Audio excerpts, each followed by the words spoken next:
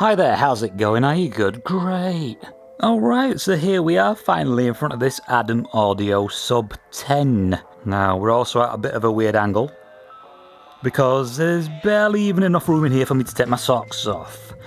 So what I'm going to do with this is I'm going to open this up, which I've been planning to do for a while. This video should have been uploaded ages ago.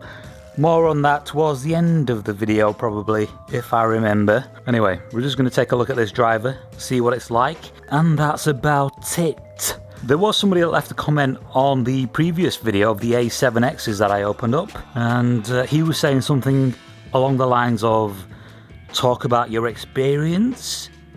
Or actually, let me have a look and see what he said.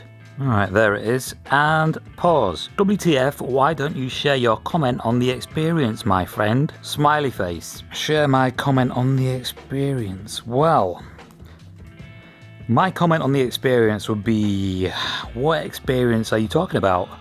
Are you talking about me opening the speaker up and having a look inside? Because I was on the edge of my seat. Are you maybe talking about my entire experience in using the speakers? They worked like speakers usually do, and I had no other expectations really. So what we're going to do with this is open this up and have a look on the inside and see if we can find any gold bars.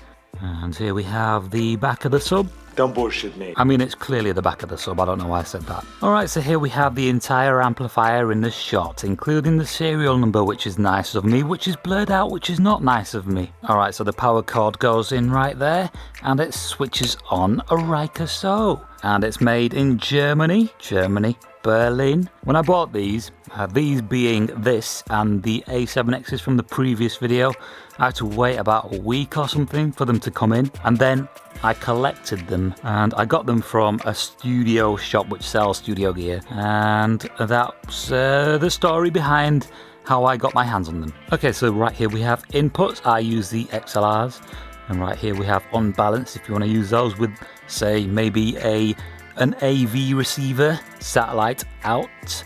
I don't use these, or these. Controls, signal on continuous, I've got it on continuous because I like it when it stays on.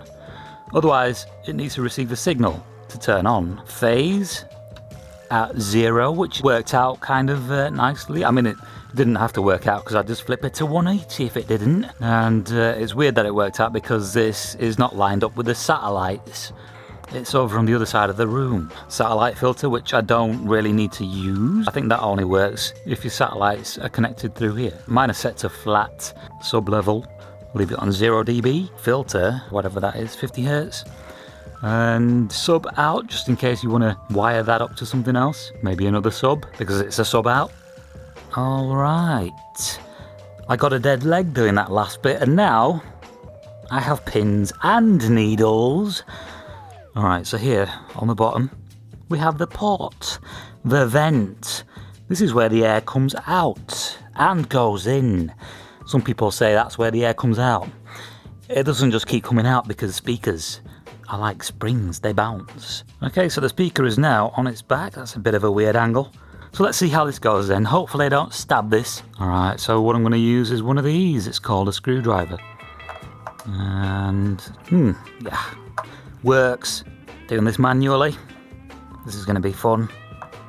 Could just fast forward this. Let's take a look and see what the screws look like. That there is what the screw looks like. Just got to make sure to press down on this while I'm doing it. Make sure the screwdriver doesn't jump out of the hole and stab the speaker. I've got a feeling that this, especially with this screwdriver, is going to take the piss. I've got a better one here somewhere. You know when you know where something is and then you go to get it and it's gone for a walk? Turns out it was stood behind me the entire time. Perfect fit and much easier to twist. Now I was about to say that the only other issue I might run into is trying to grip this to take it out. But that's not going to be a problem, is it? No, clearly not. Plus I've dealt with heavier subs. Alright, I think they're all out. Let's have a look. So far so good.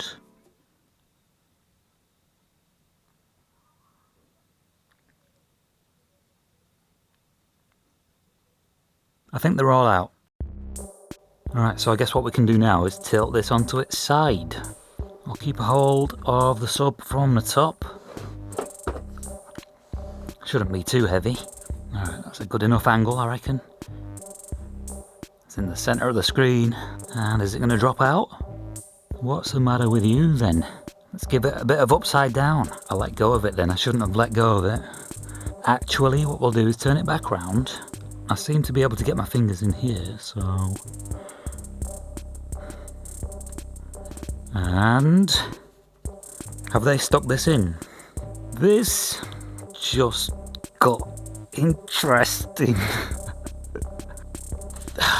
What the helipad? What if I took off the amp? Alright, so I bounced the box. I sort of rocked it back and forth on its front and managed to get the sub out.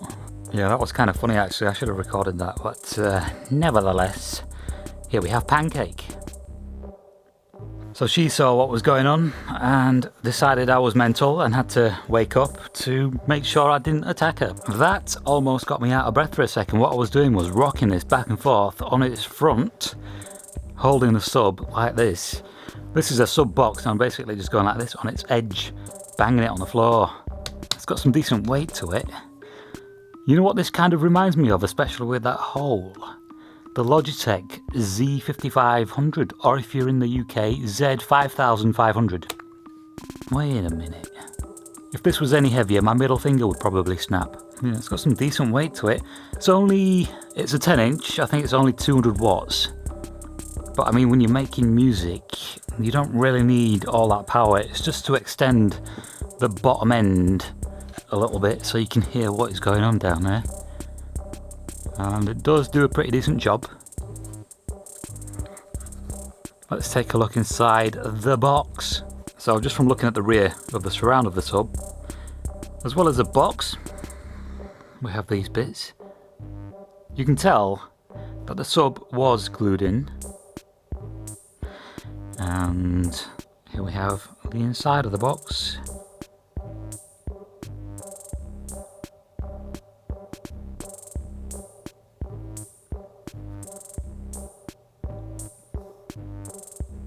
Oh, it's got the person's name that's quality inspected it. Interesting, it's kind of like a Mercedes-Benz. Maybe it's a German thing. Pretty much a regular box with a port right there. So what we can't see is the back of the amplifier because it seems to be covered. Which is fine by me because I find the front a little more interesting. And we are putting it back together again. So I'm just going to make sure to press down on the screwdriver every time I turn. Otherwise, something like this might happen and I might stab the surround of the sub, which I don't want to do. Alright, so when I started the video, what I was going to say was, I meant to upload this video ages ago, or well, make the video ages ago, but what happened was my computer, it had been giving me issues for a few months before even that video was done, and I don't know how it came about, I don't know how it started. I'm pretty sure I updated something at some point. Windows 11 I updated, but I think I also updated the firmware on the motherboard.